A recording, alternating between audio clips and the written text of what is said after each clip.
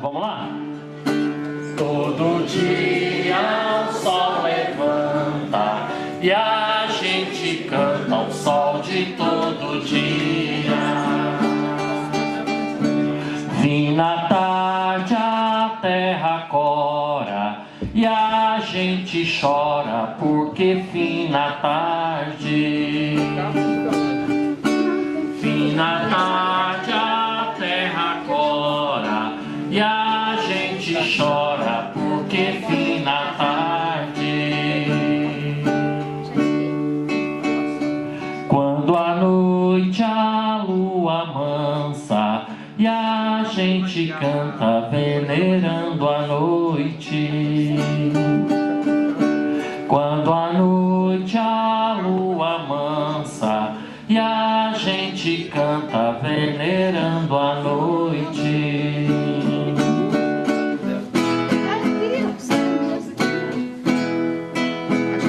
Todo dia o sol levanta e a gente canta o sol de todo dia. Gostaria de chamar a professora Maria do Socorro Alencar Nunes e Macedo para dar suas contribuições nessa mesa de manhã. Está num livro de 50 poetas brasileiros e eu me orgulho muito de estar nesse livro. Eu queria ler em homenagem a nós todas que estamos aqui hoje, não só na mesa, mas também na plateia, a todas as mulheres que sofrem nesse país tão assassino. Em tempos de guerra, lutar com as armas de Marielle, com os olhos de Marielle, com as palavras de Marielle, com a força de Marielle, com a beleza de Marielle, pela luta de Marielle, até que o céu, que já tem muitas, pare de ganhar novas estrelas. Eu estou encontrando pela primeira vez, nesse reencontro de pessoas queridas, de amigas. A palavra amiga vem à frente da palavra parceira, que eu acho que o trabalho ele é o resultado de uma outra relação. Queria reforçar muito isso. Precisa de muita energia, de muita confiança, de muito trabalho para que isso aqui aconteça. Então, para mim, esse é um momento muito privilegiado. A gente vive pouco isso na universidade. Por isso, eu prezo muito esse momento, viu, Lourdes? Acho que vocês, né, o Willer, a DL e Elida e tantos outros que trabalharam para que esse evento acontecesse dessa forma, tão acolhedor, tão bonito, tão sensível, né, tão instigante. Acho que eu vou voltar, não tenho dúvidas, muito renovada para a universidade. Mas eu gosto sempre que vou falar, e a encomenda um pouco era tratar desse tema, que de certa forma já foi tratado aqui pelas colegas do NEPEJA que me antecederam, então eu vou talvez dar continuidade, aprofundando um pouquinho mais, né? Eu falo desse lugar, de alguém que começou a trabalhar com pesquisa em educação do campo em 2011, precisamente, então eu sou uma outsider, né? Eu me reconheço nesse lugar, eu não estou dentro da educação do campo, com a história de 18 anos do ECARA, não estou dentro da educação do campo, com a história de décadas do NEPEJA, mas me sinto, digamos assim, num lugar de aprendizado e de poder contribuir de alguma forma desse lugar de alguém que vem pesquisando a alfabetização desse país, na escola pública, desde que comecei a fazer pesquisa em 96. Queria dizer que, então, com o Observatório da Educação do Campo, para mim a história começa ali, a partir do convite de Vânia e de Lourdes, e para mim esse foi uma virada de turno na minha carreira de pesquisa. Porque até então eu tinha um aluno que chegou para mim, que é o Ageu, que infelizmente não está aqui, e disse: professora, eu quero fazer mestrado, ele é da história. E eu quero fazer com a senhora. Eu falei: é mesmo? Você é do mestrado, você é da história e quer vir para cá para a educação? Sim, eu quero investigar um método que começou a ser usado na Venezuela e que a Unesco noticiou por esses dias que erradicou o analfabetismo na Venezuela. E eu até então: é mesmo? Pronto, a partir daí a Geu começa a trabalhar comigo e a gente entra no observatório, que foi exatamente no mesmo momento. A Geu passa a fazer parte do observatório e a partir daí eu me envolvo mais com digamos assim, com essa temática da alfabetização de adultos pelo viés do método cubano de alfabetização.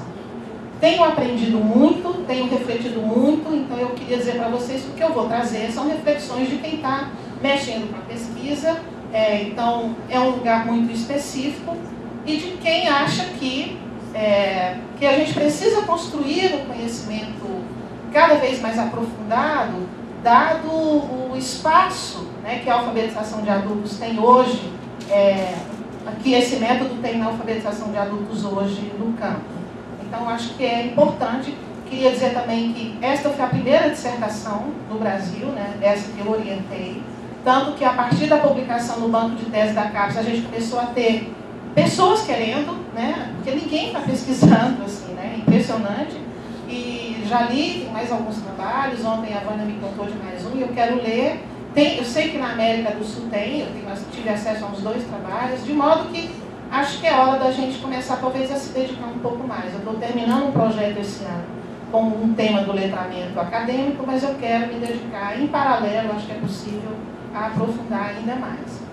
Então, a minha pergunta de hoje que eu não vou responder, né? Acho que o tempo das perguntas é o que está faltando, como diz o Saramago, e acho que fico feliz de, desde ontem, a gente está aqui levantando perguntas, né? Alfabetização em áreas de reforma agrária, reflexões sobre o se eu posso. Lá na frente eu vou perguntar, que alfabetização para os povos do campo? Que alfabetização tem sido realizada e que alfabetização está colocada em qual perspectiva, né? Então, eu quero dizer que na pesquisa, antes de chegar nessa fala que eu vou mostrar, nessa pesquisa que eu orientei, eu não vou tratar dela aqui, eu estou apenas trazendo excertos dessa pesquisa para levantarmos perguntas. Foi uma pesquisa muito bonita. O Ageu, que é mineiro, dedicou-se a fazer uma etnografia num assentamento em Caucaia, Fortaleza. Eu que sou cearense, radicada em Minas, então para mim foi um lugar muito caro, né, de poder coordenar uma pesquisa realizada no lugar onde eu nasci, mesmo estando à distância. E ele morou 5 meses no assentamento, na casa de uma família, assentado. Acho que é muito pouca gente que está na universidade que teve coragem de fazer isso, não sendo um pesquisador de dentro da educação do campo. E hoje a AGEU mantém contato, fizemos a pesquisa foi publicada já em artigos, capítulos de livros, e ele voltou ao assentamento para dar um retorno da pesquisa, pagou do próprio bolso para ir ao assentamento dar um retorno. E acho que isso tudo são valores muito importantes para quem faz a pesquisa nessa lógica da parceria, né? A gente tenta fazer isso, tenta trabalhar em parceria para que possa dar contribuições mais efetivas, né? Então, o retorno dos dados, né, que a gente tem. E por isso esse momento para mim é muito importante, porque eu sei da presença da Matilde, né, e dos companheiros que trabalham na educação do campo aqui, a gente poder começar, eu estou vendo hoje como o início de um diálogo a partir desse tema que é tão importante para todos nós. Então, nessa pesquisa, o papel do monitor, que não é o que eu vou tratar hoje, eu vou apenas trazer algumas falas dele, foi fundamental. O que nós investigamos nessa pesquisa foi a implementação do método. Então, nós temos dados muito ricos, inclusive dados do primeiro momento do encontro dos cubanos que vieram apresentar o método para a equipe da Secretaria de Educação em Fortaleza e para o pessoal do MST que ia trabalhar com a implementação dele lá naquele assentamento, né? Nós temos esses dados das reuniões, nós temos os dados todos da etnografia de todas as aulas, do nosso papel. Um papel velho, que o pessoal começa a escrever quando pensa que não, está lá embaixo. Começa aqui em cima e está lá embaixo, atravessado. Aí, outro dia eu estava conversando com a Fernanda, que é monitora de uma outra turma no assentamento. Ela vai para uma reunião quarta-feira e vai falar sobre isso. E, com certeza, vai conseguir os cadernos. Eu estava até pensando em comprar uns cadernos, mas o dinheiro está curto. Se vocês tivessem uma tabuinha, um caderno assim, de um filho mesmo, de capa dura, vocês tragam, que é para botar a folha em cima, que a folha é mole, certo? Um apoiozinho, um negócio assim duro, para botar a folha em cima e escrever. Essa fala é de 2011, mas elas poderiam ser de meados dos anos 50, desde quando começou as primeiras campanhas de alfabetização. poderia ser de 10 anos atrás. Essa fala é um dos traços que permanece, que as minhas colegas que antecederam aqui mostram, né? Permanece, mas a gente tem o Nelson. E eu queria falar, era mais dele, nesse lugar, né? Quer dizer, é o Nelson preocupado com as condições em que a alfabetização de adultos no campo ia acontecer ali. Aí tem falas outras, interessantíssimas, sobre condições. Eu trouxe essa para exemplificar, porque o Nelson pode ter feito a diferença. Aí vem a pergunta que eu já disse. Que projeto, em que o método Sim Eu Posso acrescenta e contribui ao que já temos de acúmulo na experiência e na pesquisa sobre a alfabetização de jovens e adultos no país? Bom, o NEPEJA, o que mostrou aqui a Nájila e a Gil, a inserção desse grupo na história de alfabetização de adultos em Minas Gerais e, portanto, no país, é longuíssimo. Isso é só para dar exemplo de um grupo, né, dentre vários outros que a gente tem. Então, acho que vale a pena levantar essa pergunta, porque a alfabetização de adultos não começa hoje, né, e nem é no século XIX propriamente, né, de verdade não é, né, é tão mais recente.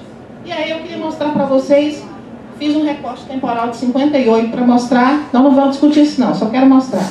58, início da campanha nacional de erradicação do analfabetismo.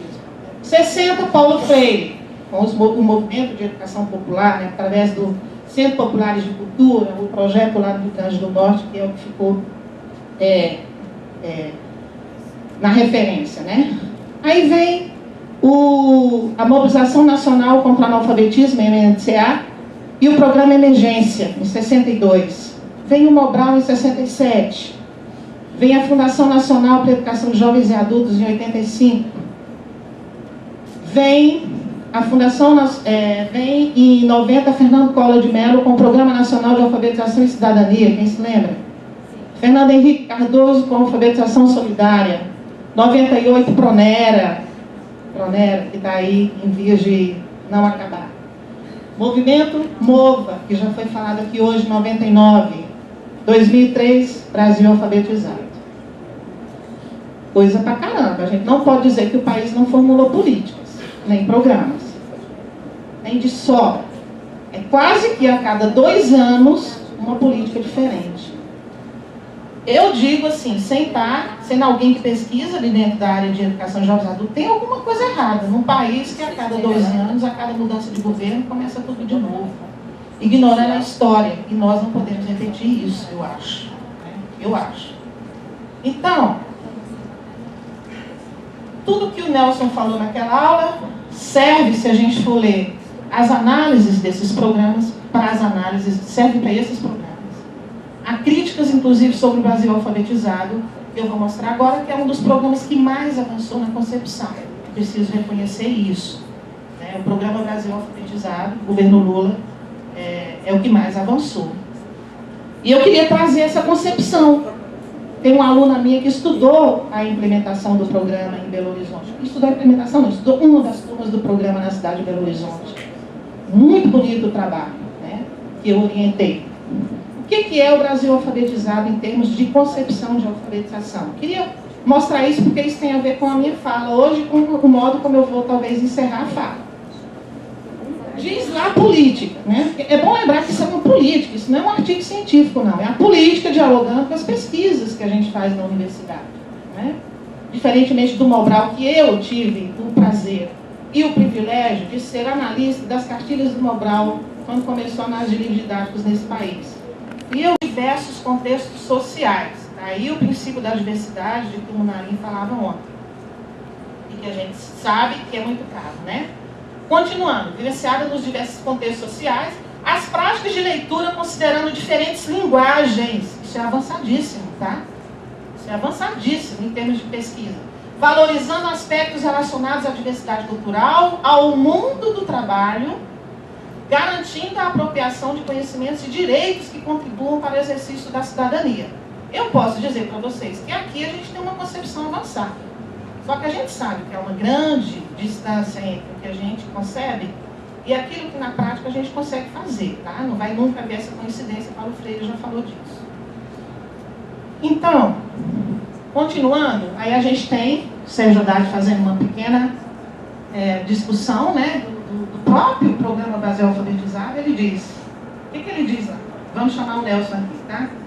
Ele denuncia que a falta de estímulo para frequentar o Brasil Alfabetizado está associada à precariedade, ou seja, não era a concepção, não era o que eu vi sendo feito em Belo Horizonte, não, que foi um trabalho mais específico, feito dentro dos parâmetros epistemológicos do método, do Programa Brasil Alfabetizado. Não era isso. Está associado às condições da sua implantação. A falta de material didático, merenda e óculos. E ainda, a inadequação física dos espaços utilizados, a iluminação insuficiente. Estamos falando de adultos com problema de visão. Que nem euzinho, que quando fiz 40 anos, comecei a usar óculos. Então, se eu tivesse lá naquela situação, sem óculos e sem luz, como eu vou lidar com o aprendizado da leitura e da escrita? Falta de banheiros próximos. Veja, nós não estamos nem reclamando de banheiro, né? Mas ele está colocando, tem toda razão. Falta de banheiros, cadeiras quebradas, falta de água para beber. Não sou eu que estou falando, é uma das maiores autoridades acadêmicas no campo da educação de jovens adultos desse país que está falando de um programa que começa no governo Lula, que apesar do avanço total na questão da concepção, rompendo completamente com o que a gente tinha de referência na discussão da alfabetização de adultos, né? É bom lembrar que o Bob Brown, embora tenha sido extinto, ainda está na memória de muita gente que trabalha aí, né? Na memória pedagógica. E aí está mostrando o quê? De novo aquele traço que se repete. São muitos os que se repetem. Estou mostrando um, são muitos. Né? Então mesmo o Brasil alfabetizado tinha limitações. Mas vamos então naquilo que eu vim falar hoje. Em que isso se liga? Quero mostrar como que Nelson apresenta um método para este assentamento do MST, para esta turma do assentamento do MST. Eu vou falar do método pela voz de Nelson. Eu acho que é ele que tem mais legitimidade do que eu mesma para falar do método.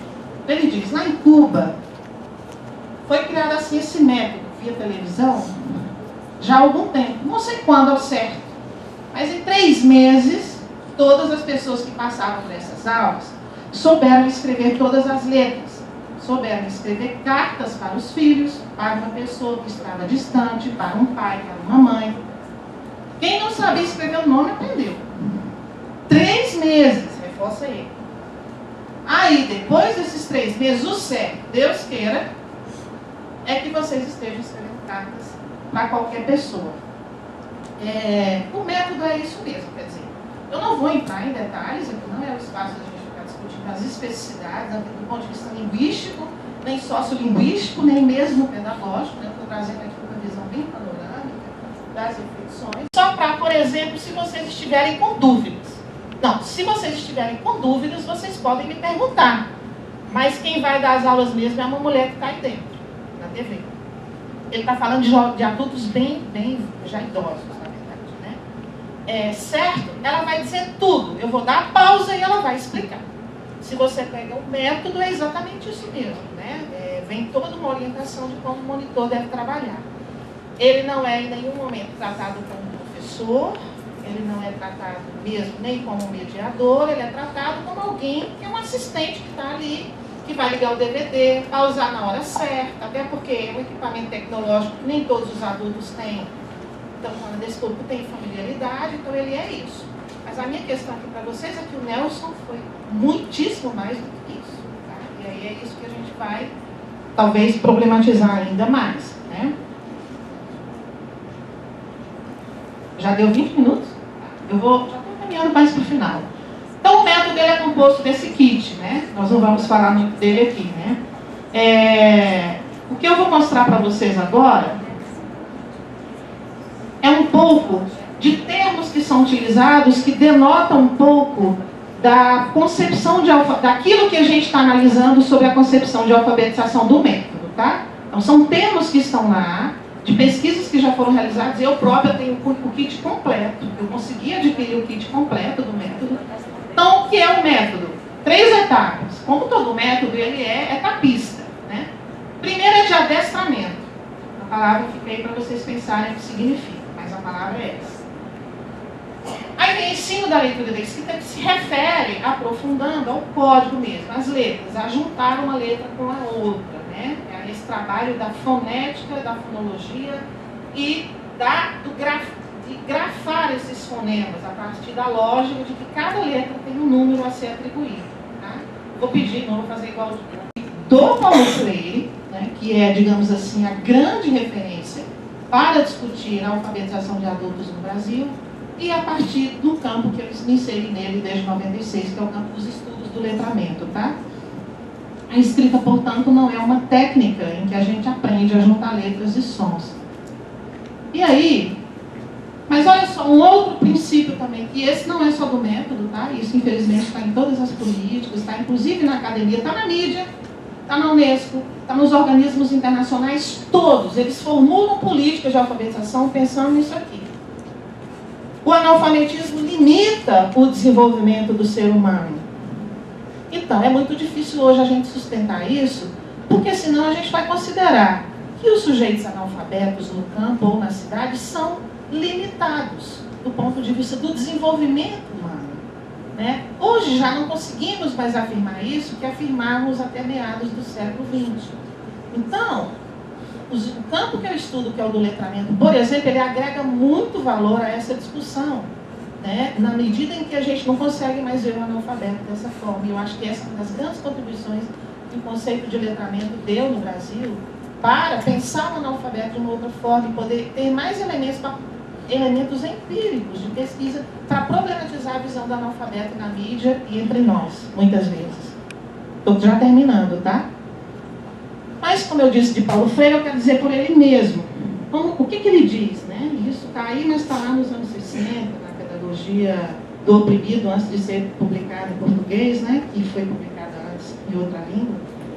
A concepção, na melhor das hipóteses, ingênua do analfabetismo, diz Paulo Freire, o encara ora como uma erva daninha, daí a expressão corrente erradicação do analfabetismo, ora como uma enfermidade que passa de um a outro, quase por contágio, ora como uma chaga deprimente a ser curada e cujos índices estampados nas estatísticas de organismos internacionais dizem mal dos níveis de civilização de certas sociedades. Ou seja, não podemos tomar os índices da Unesco, do Banco Mundial, para dizer que nossa sociedade é civilizada ou não. Né? Mais ainda, o analfabetismo aparece também, nessa visão ingênua ou astuta, como a manifestação da incapacidade do povo, da sua pouca inteligência, da sua proverbial preguiça. É assim que a gente, no Brasil, ainda vê o analfabeto. Esse é um traço que atravessa. Paulo Freire falou isso no início dos anos 60 e ainda permanece. Acho que ambos associa a aprendizagem da leitura e da escrita como um ato criador, ao exercício da compreensão crítica daquela prática, sem ter, contudo, a ilusão de ser uma alavanca da libertação.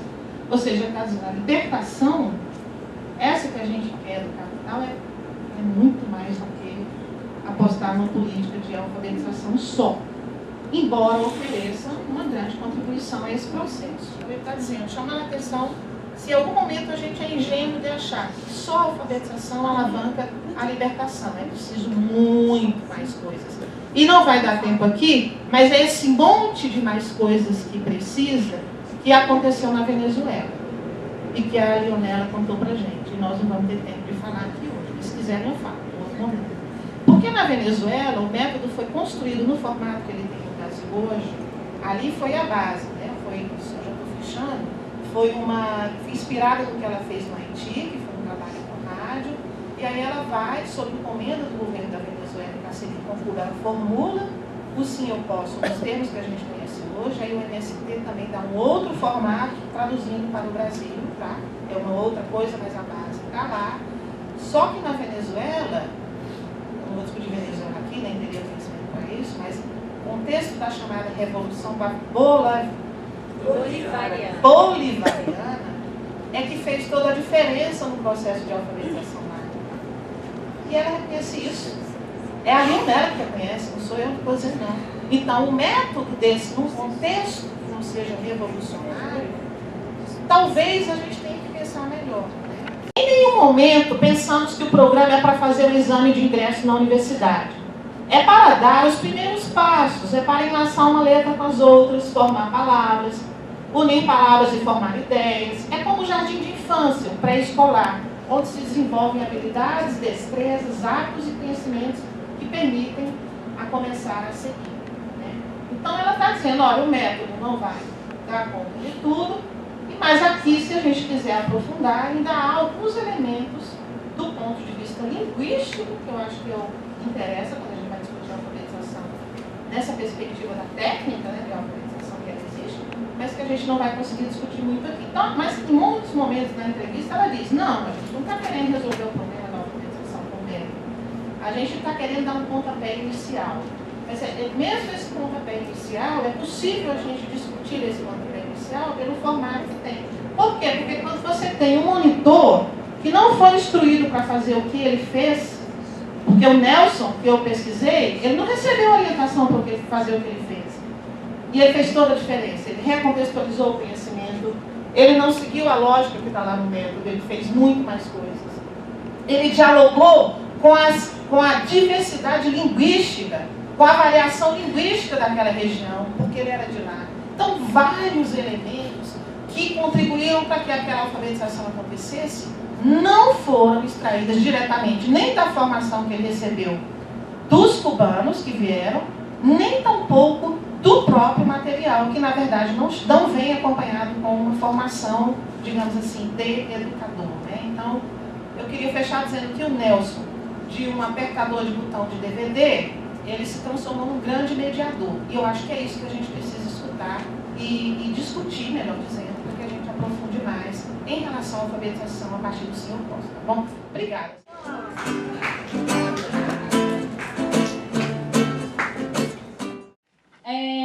Outro grande princípio norteador é o trabalho como princípio educativo. O que a gente fala, o que a gente chamava isso, né? Esse foi um aprendizado, né, coletivo, inspirado nas experiências socialistas e num debate que tem já há algum tempo, né, na educação brasileira, que é o quê? É a gente pensar a nossa formação, a formação que envolva não só os conhecimentos técnicos, né, os conhecimentos científicos, os conhecimentos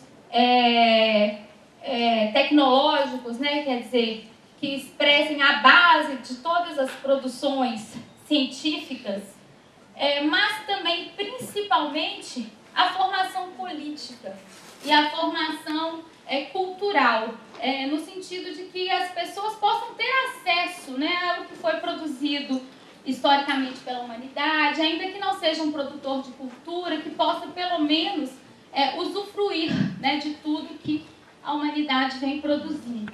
Da formação e da prática na educação de adultos nas áreas.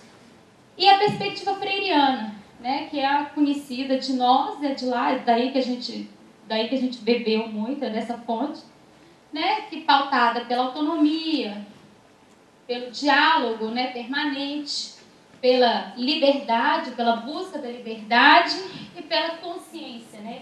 A consciência acerca de si, a consciência acerca do projeto de ser, né? Do que queremos ser, do que queremos construir.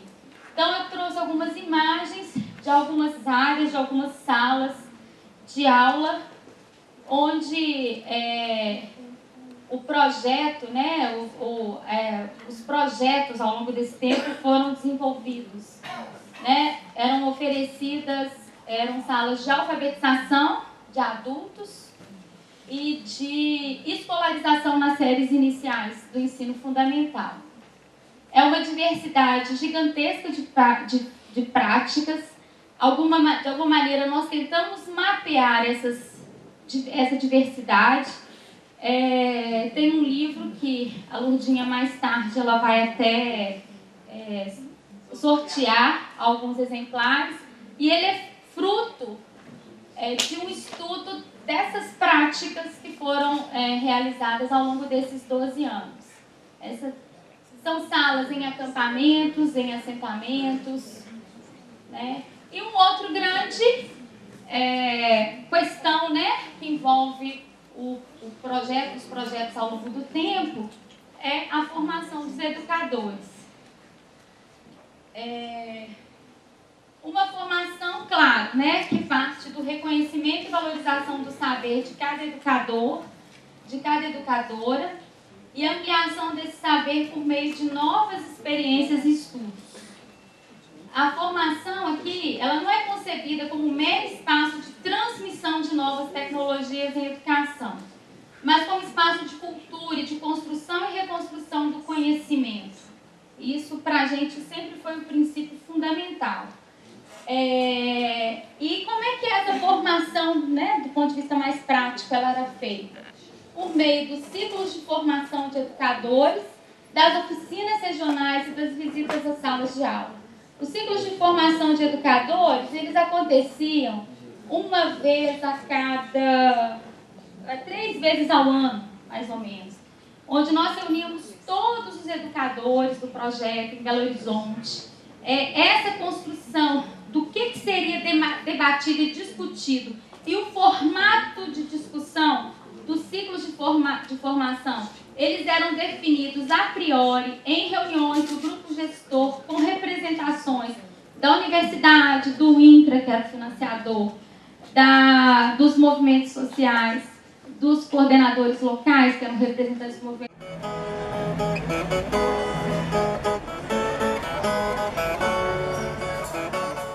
Somos maioria. Eu queria iniciar agradecendo também, como Nájila fez, né, da oportunidade de estarmos aqui reunidas e dizer que Lourdinha é uma guerreira, né? E nos deu um grande presente nesse momento que precisamos reforçar as nossas forças, nossas energias para enfrentar os grandes desafios que estão postos aí, né? Nesse cenário que muito bem nos trouxe aqui à mesa de ontem. Né? Esse direito que desde 88 está, né, estabelecido constitucionalmente de acesso à educação escolar. Né?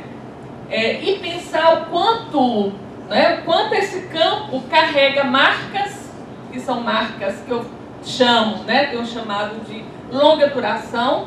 Né? É fato que eu não estou trazendo uma longa duração de séculos, né? Mas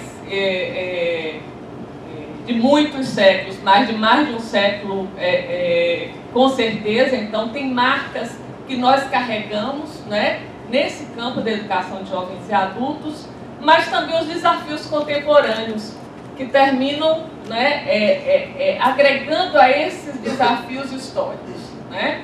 Para pensar também o próprio Pronera.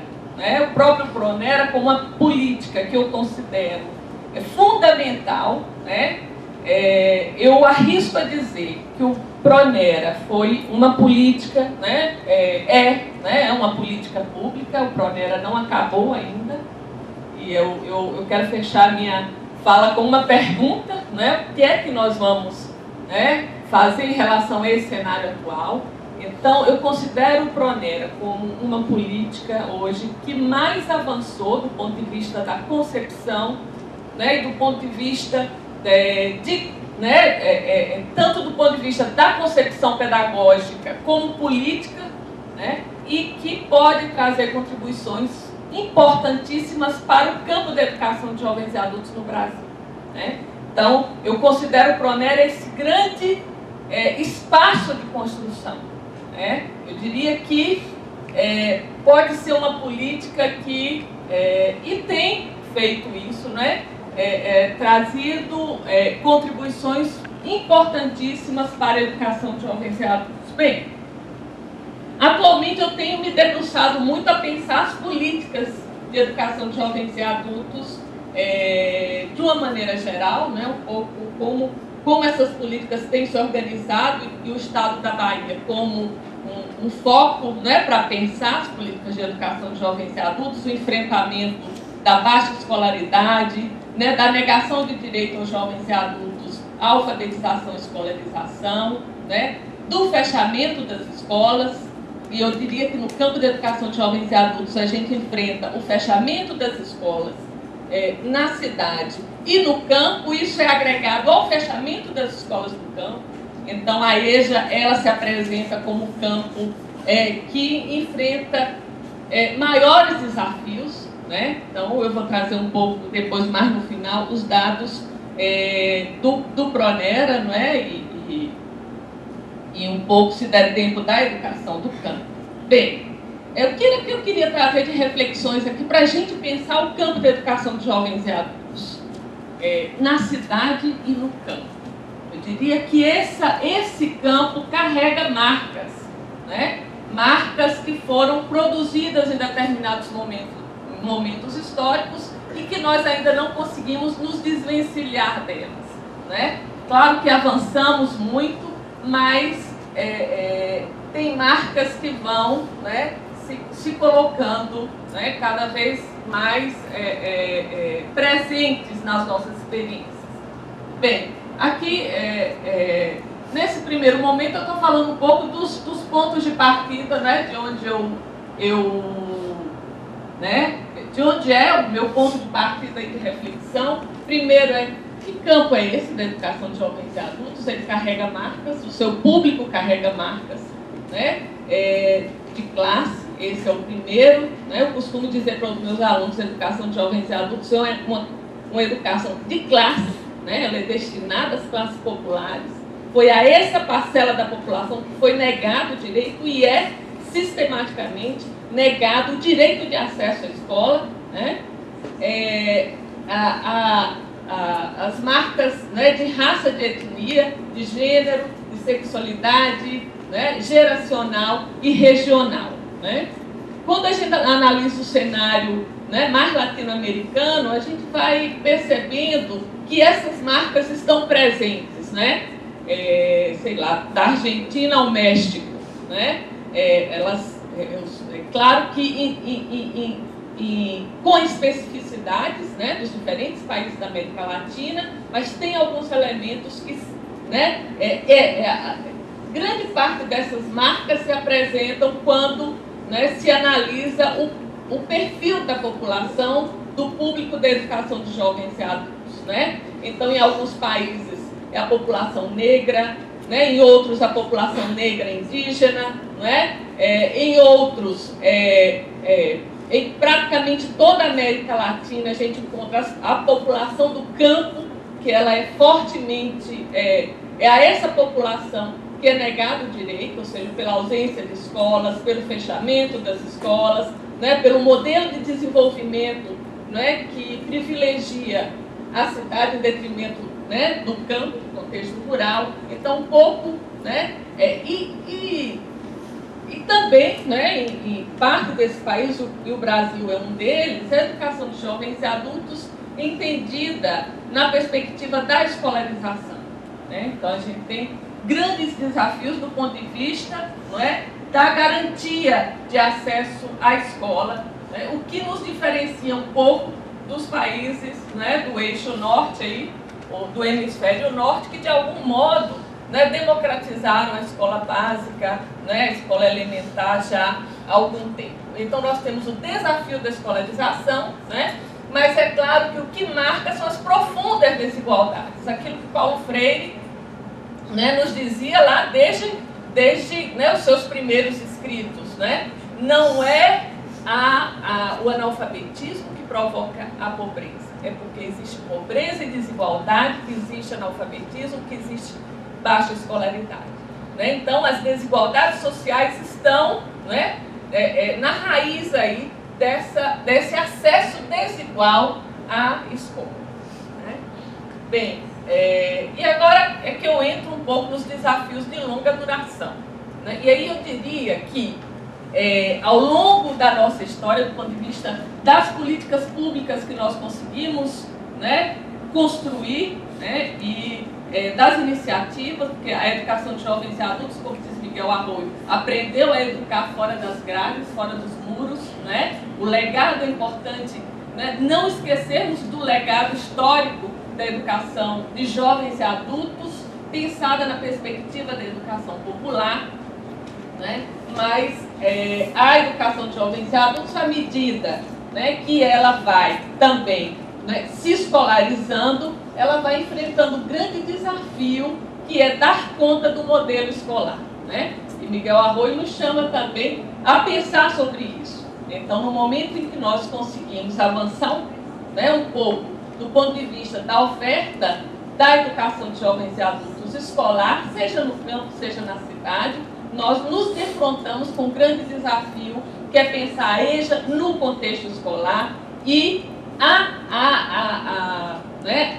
a rigidez que é a forma escolar, a cultura escolar, né? Então, esse é um grande desafio. Como, né, enfrentar, e o Miguel Arroyo vai falar disso quando ele nos chama a pensar, ele diz assim, a EJA interroga os sistemas escolares, né? E ela pode contribuir com que a própria escola se repense, né? Porque o modelo escolar é um modelo que eu costumo dizer que é um modelo que não cabe no campo, e nós sabemos disso, a licenciatura em educação do campo busca romper com esse modelo, né? Ela não cabe no campo, e nem o campo cabe nesse e espaços muito delimitados e muito rígidos, a educação de jovens e adultos do campo, muito menos, né? Então, pensar nesse que é um grande desafio.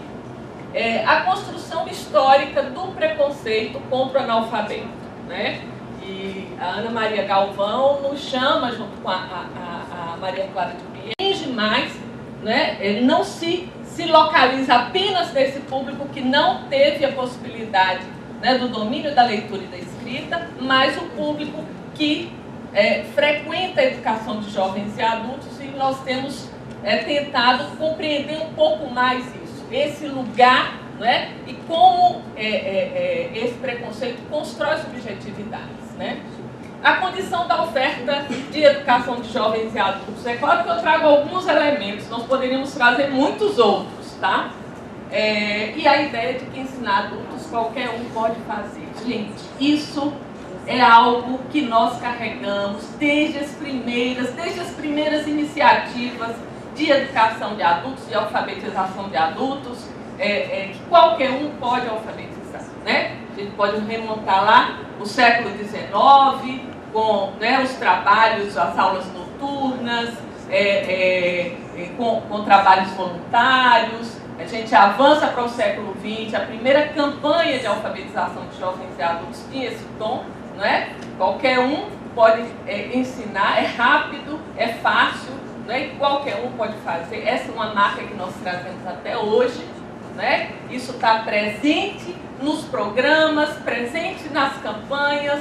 É um grande desafio pensar a formação do educador de jovens e adultos. É isso que eu quero dizer, né? Pensar que existe uma especificidade desse trabalho, e essa especificidade exige um profissional que tenha uma formação específica, que existe um cuidado com essa formação, né? Isso passa, marcas políticas, coloca em risco os direitos das mulheres. Eu diria que para a educação de jovens e adultos, nós podemos considerar a mesma coisa, não é? Todos os direitos das minorias sociais. E aí, se a gente pega das mulheres para os negros, para as populações do campo, né? Então, nós vivemos um momento em que nós já há algum tempo acompanhamos o fechamento das escolas do campo. Em 2014, Nájila lembra bem, todas nós, né, fizemos um levantamento em Minas Gerais, nos assentamentos do estado de Minas Gerais, que foi, né, o que Nájila apresentou, uma ação importante no estado ao longo de mais de 10 anos, e que para então aí em 2012 e em 2014 não tinha, né, nenhuma sala inserida ao PRONER, e pouquíssimas escolas, né, como Nájila lembra aqui. Então é pensar nisso. Ou seja, quando os ataques, né, as crises, né, entre aspas, né, quando os processos de reorganização do capital, na verdade é isso, né? Quem são os primeiros atingidos, né? São as minorias, né? Como acontece com as mulheres, e nós estamos vendo muito bem isso, né? Então, esse contexto econômico, social, político, cultural, que vai marcar esse momento que é extremamente complexo, né? O processo de fechamento das escolas de educação de jovens e adultos, que já vem, não é, há um bom tempo. Isso afeta diretamente o campo, que vive já o fechamento das escolas do campo, né? A ausência de estratégias efetivas para o enfrentamento, né? Matilde traz aí, mais recentemente, né? Então, poucos municípios com o sim eu posso, mas como, né, nós vamos perceber uma quase que completa ausência de estratégias, né? As poucas políticas que nós tínhamos sendo fragilizadas, e aí eu vou chegar ao final no Pronera, né, que eu considero uma das políticas mais importantes das últimas décadas aí no Brasil, de garantia de acesso, né, ao conhecimento, potencialidade do Pronera, e romper com essa ideia que para o adulto qualquer coisa basta aprender a ler e escrever, basta uma escolinha de qualquer jeito. O Pronera vai dizer não. Esses jovens e adultos que começam com a alfabetização, muitos seguem até o curso superior, a pós-graduação. Então, é dizer que um programa de educação de jovens e adultos, ele não precisa e nem deve mais se restringir à alfabetização, né? Uma política, né? Eu não quero chamar de programa, mas uma política de educação de jovens e adultos, ela precisa avançar, entender que é importante na área do Pronera, que é possibilitar esse percurso da alfabetização até o ensino superior, a pós-graduação, né?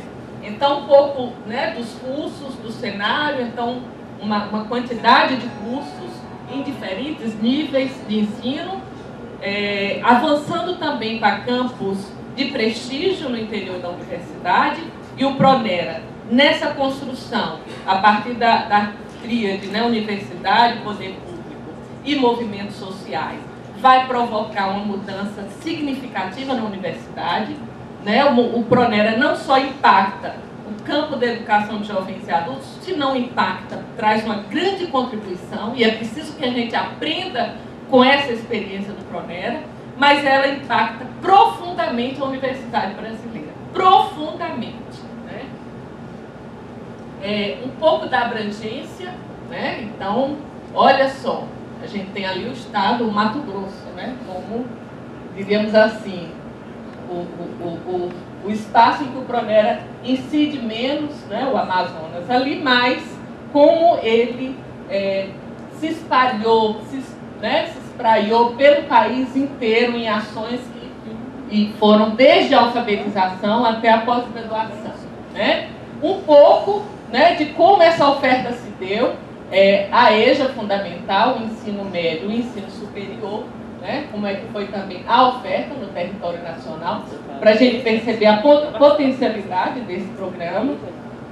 E, finalmente, eu trago um pouco o cenário do financiamento do Pronera, né? Desde 2006, a gente tem ali 43 milhões, né, de reais.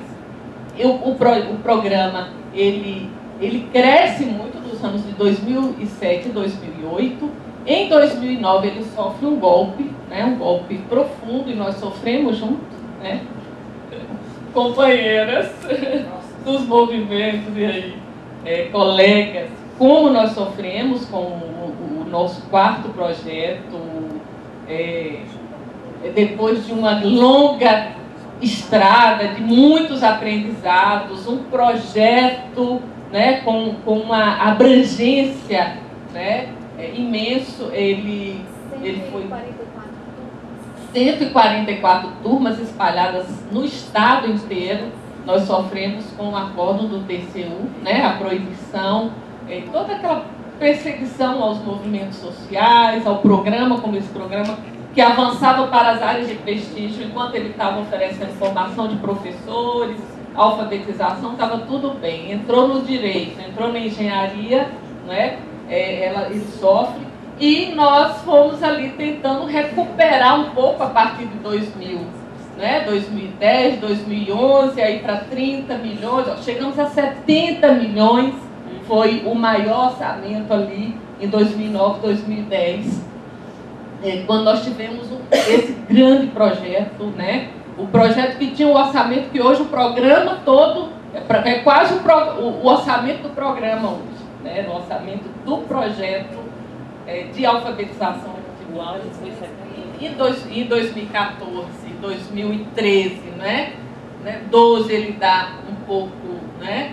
Avança um pouco aí, a gente tem o orçamento previsto o vermelho é o orçamento aprovado e verde o que foi executado, né? Então a gente vai vendo, fizemos um grande esforço ali 2012, 2013, para de novo incentivar as universidades a apresentarem projetos.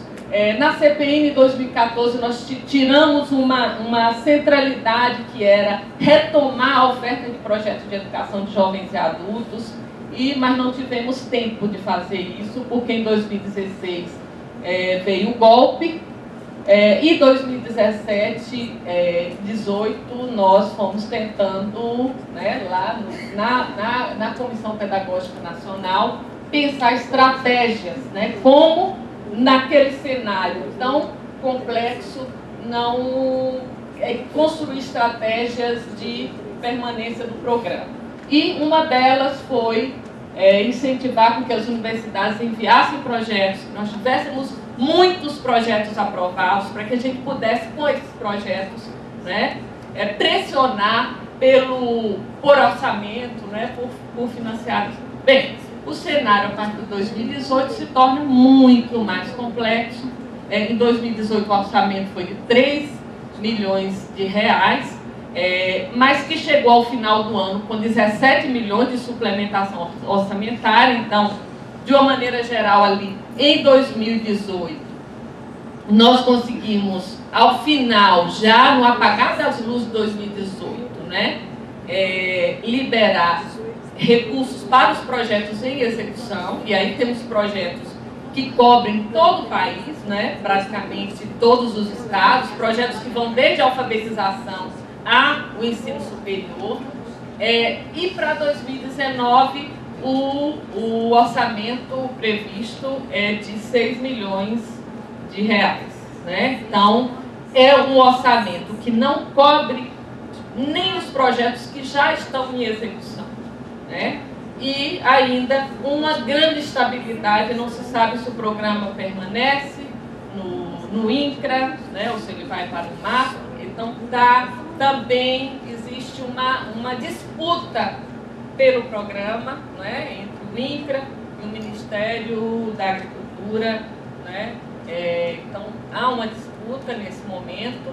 Parece que tem algumas, eu conversei com algumas pessoas no INCRA antes de vir para trazer mais notícias, né? Parece que há uma possibilidade que ele permaneça no INCRA, né?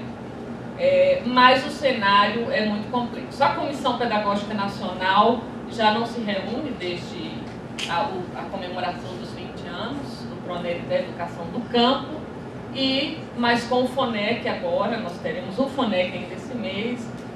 Uma das pautas é tirar, né, posições em relação ao programa. O que é que nós vamos fazer? E a pergunta que eu faço, né, ontem quando o Munarim falou, eu anotei que ele disse assim, Pronera, não foi que ele falou? Pronera acabou, Pronera... O fim do Pronera. Eu até anotei, o fim do Pronera. Então eu pergunto para a gente, assim, o fim do Pronera? Né? O que é que nós vamos fazer como resistência? Né? Nós vamos aceitar esse fim? Não vou sair do campo para poder ir para a escola. Educação do campo é direito e não escola. Não vou sair do campo para poder ir para a escola. Educação do campo é direito e não escola. O povo camponeiro, o homem e a mulher, o negro quilombola, com seu canto de alforje. 100% nessa luta tá de pé. Não vou sair do campo pra poder ir pra escola. Educação do campo é direito e não escola. Todo dia o sol levanta e a gente canta ao sol de todo